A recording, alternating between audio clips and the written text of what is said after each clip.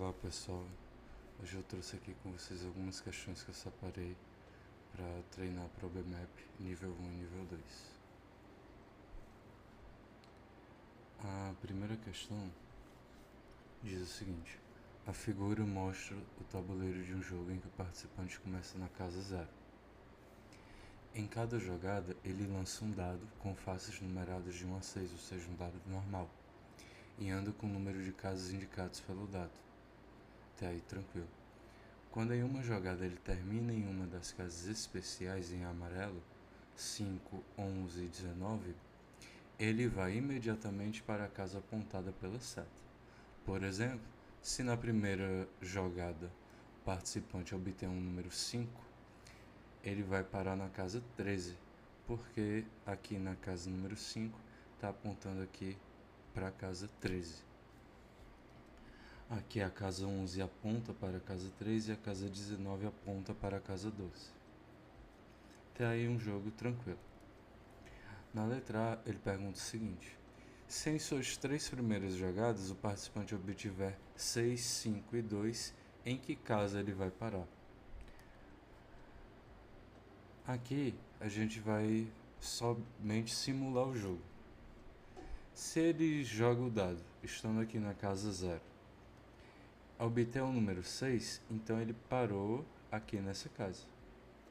Se ele obtém o número 5, ele vai caminhar mais 5 casas. 6 mais 5, ele vai parar na casa 11. E antes de efetuar a terceira jogada, a casa 11 manda a gente voltar para a casa 3.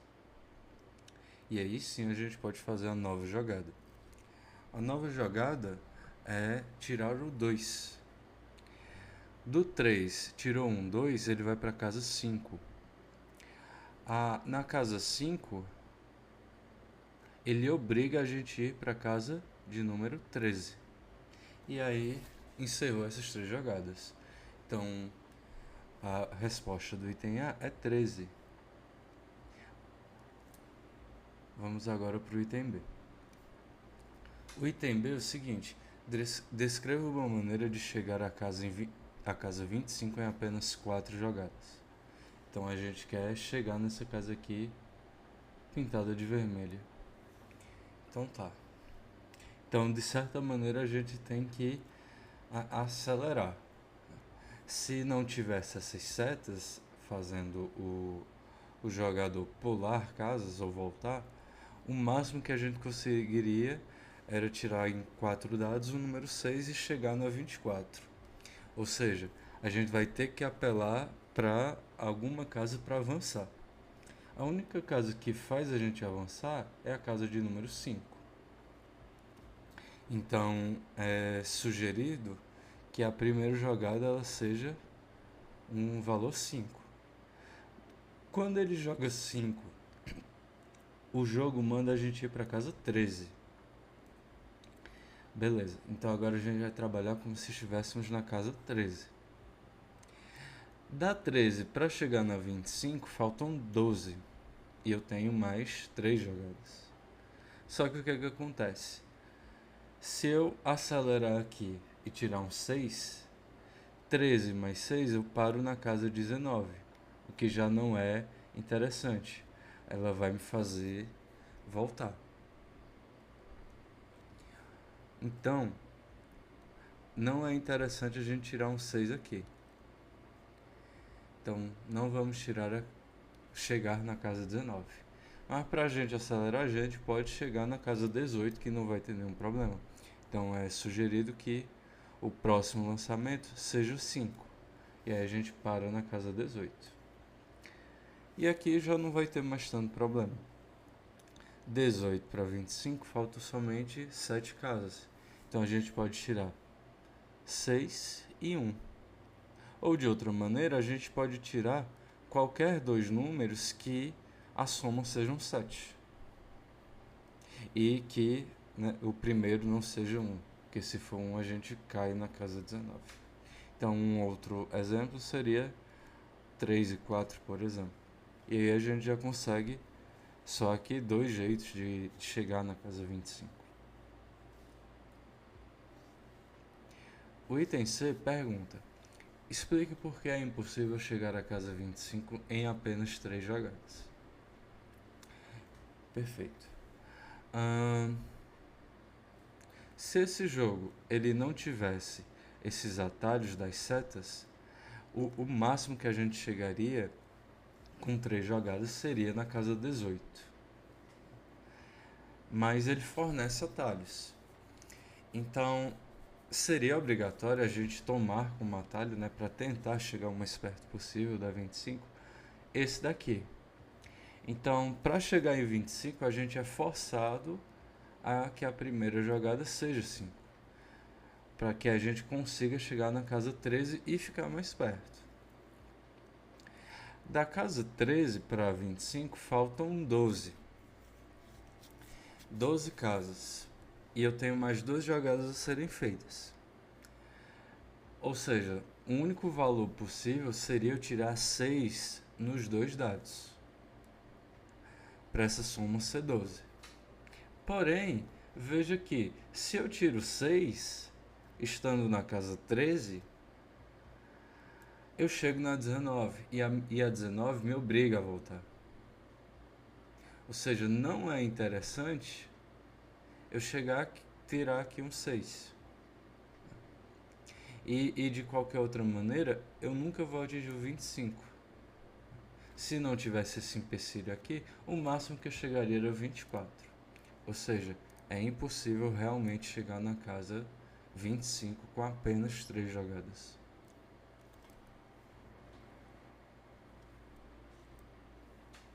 Segunda questão diz o seguinte: Roberta tem 2 cartelas, uma com números de 1 a 15 e outra com os números de 16 a 30. Ela escolhe um número de cada cartela e calcula a soma deles. Então, aqui está embutida a ideia de que ela vai escolher um número de cada. Ela não pode escolher 2 números da mesma cartela. O item A pergunta: quais são as escolhas possíveis para Roberta obter a soma 18? Escolhendo uma da tabela, vamos chamar aqui de A, e aqui a tabela B. Para obter 18, a gente pode... Vamos começar aqui com 1 na tabela A. A gente pode pegar o número 1 e o único jeito de pegar aqui um número para a soma da 18 é eu pegar o número 17. 1 e 17 a soma dá 18. Não existe outro valor junto com 1. Pegando aqui o 2, o único número que eu posso tomar aqui para a soma da 18 é o 2 e o 16. Soma aqui dá 18. E se eu fosse tentar continuar, por exemplo, para o 3, o único número somado com 3 que dá 18 é o 15. E aí a gente esbarra no problema que o 3 e o 15 pertencem à mesma cartela. Então isso daqui não é válido. E assim ocorreria se a gente tentasse continuar esse problema. Logo, as únicas escolhas possíveis para Roberta são apenas essas duas: 1 e 17 e 2 e 16. O item B afirma: se Roberta fizer todas as escolhas possíveis, quantos resultados diferentes ela poderá obter? E aqui é o seguinte: como ela vai escolher um número da primeira cartela e um número da segunda, vão existir números que ela não vai conseguir alcançar. Por exemplo, um número 3, por exemplo, aqui dessa primeira cartela, ela nunca vai conseguir com essa soma, né? Até porque eu teria que escolher o número aqui nessa segunda cartela para ser somado. E aqui já começa no 16, então eu nunca teria como encontrar o valor 13. E na verdade, esse conjunto aqui de valores da primeira cartela, nenhum pode ser atingido. Porque quando eu pegar aqui e somar com outro, essa soma já ultrapassa, um dos termos dessa soma já ultrapassa qualquer um desses. Ou seja, os números de 1 a 15 estão descartados. Eu consigo obter o 16? Eu posso obter o 16 apenas somando 1 com 15, que são números da mesma cartela. Não posso obter o 16. O 17 eu posso obter? Posso. 17 é 1 mais 16. O 18 eu posso obter? Posso. O 18 do item A é o 1 mais 17, por exemplo. E aí perceba que eu posso fixar aqui 1 e varrer toda essa cartela aqui para encontrar os números.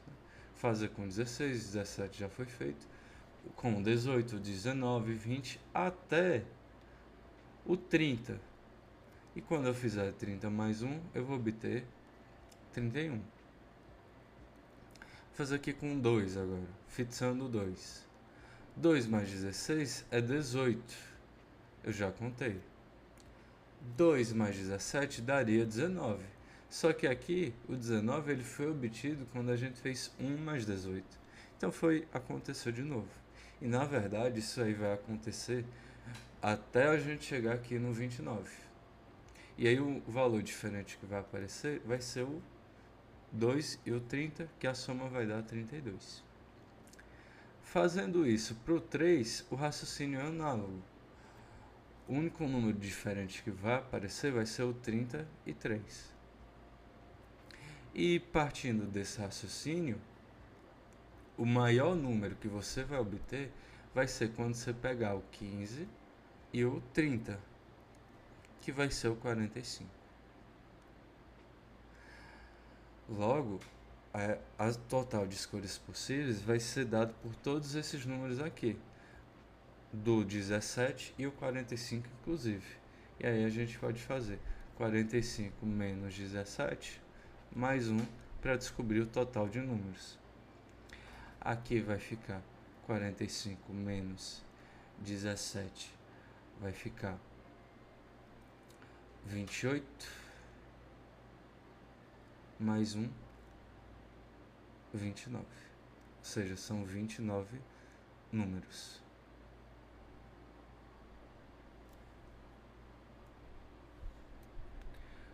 O item C afirma o seguinte: se Roberta fizer todas as escolhas possíveis, qual é o resultado que aparecerá mais vezes e por quê? Olha, o resultado que aparecerá mais vezes, ele vai ser o 31. Por quê? Ele vai ser obtido aqui, ó, 8 com 23. O que é que acontece? Para cada número que você fixe aqui, você sempre consegue achar um número aqui na outra cartela que a soma vai dar 31. 1 mais 30, 31. 2 mais 29, 31. 3 mais 28, 31. 4 mais 27, 31. De tal maneira que existem 15 maneiras da soma dar 31. A terceira questão coloca o seguinte: Janaína cortou uma cartolina retangular de 16 cm de comprimento por 6 de largura, em 4 triângulos retângulos iguais. Isso é importante, conforme mostra a figura. Qual é a área de cada um desses triângulos? Aqui é bem simples, basta a gente pegar a área do retângulo todinho.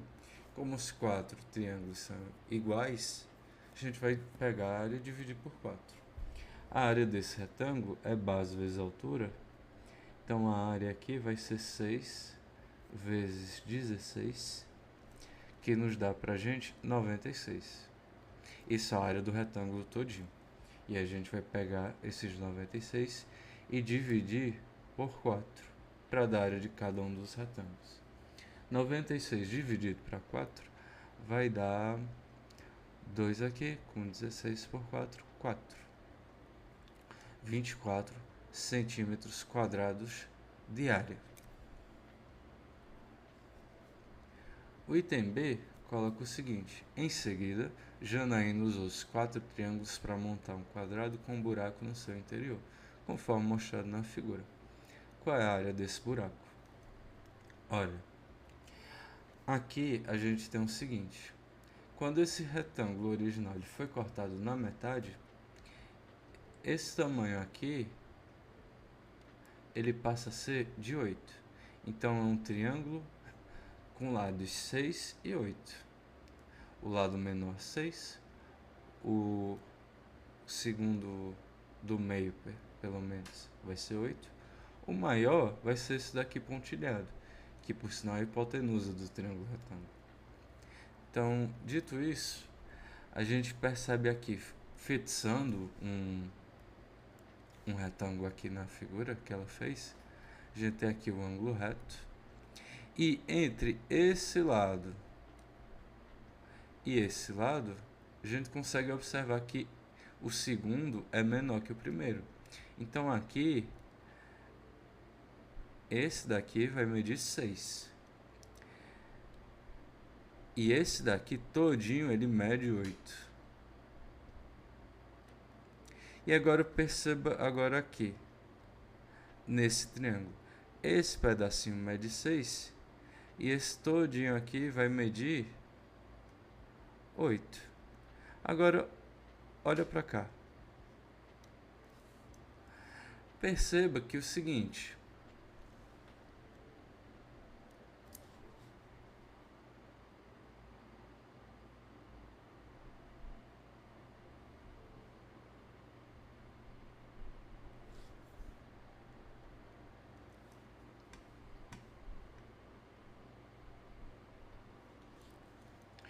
se aqui mede tudo isso, vai medir 8, só que esse pedaço aqui mede 6, então é porque aqui vai ser 6 e aqui vai ser 2 para medir 8.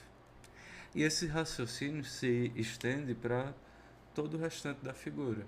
Então aqui é 2, aqui é 2, aqui é 2. Aqui é 6. Ou seja, a questão queria a área desse buraco. Esse buraco é exatamente um quadrado de lado 2. E a área de um quadrado com lado 2 é o lado ao quadrado, vai ser 2 vezes 2, que vai ser 4 centímetros quadrados. O item C, ele coloca assim: quanto mede o lado do quadrado que Janaína montou? Ele quer saber esse pedaço aqui. Esse pedaço aqui, ele pode ser muito facilmente resolvido se você conhece o Teorema de Pitágoras. É um recurso que possivelmente ele caia mais no nível 2 do que no nível 1, mas ele é bem simples de entender e muito útil. O Teorema de Pitágoras, ele afirma que esse pedacinho aqui desse triângulo, ele vai ser a raiz quadrada de cada um dos lados chamados catetos ao quadrado e somados. Então, isso daqui, a hipotenusa, vai ser raiz de 64 mais 36. Aqui vai ser raiz de 100. Raiz de 100 é 10. Então, um lado é 10. Uma outra maneira de você realizar essa questão sem conhecer o Teorema de Pitágoras seria partir do seguinte. No item A, a gente viu que a área amarela, ela mede 96 centímetros quadrados. No item B, a gente descobriu que a área desse quadrado do centro mede 4. A área do buraco é 4 centímetros quadrados. De tal maneira que essa figura todinha tem área total de 96 mais 4, porque é a parte amarela mais o buraco, que vai dar 100. E veja só, para que a área de um quadrado dê 100, é porque foi multiplicado sua base vezes a sua altura, ou seja, o seu lado ao quadrado, e o resultado deu 100. Para que um quadrado ele tenha o seu lado ao quadrado como resultado 100, é porque exatamente esse lado ele tem que ser 10. E aí conclui-se a questão também assim sem usar o Teorema de Pitágoras.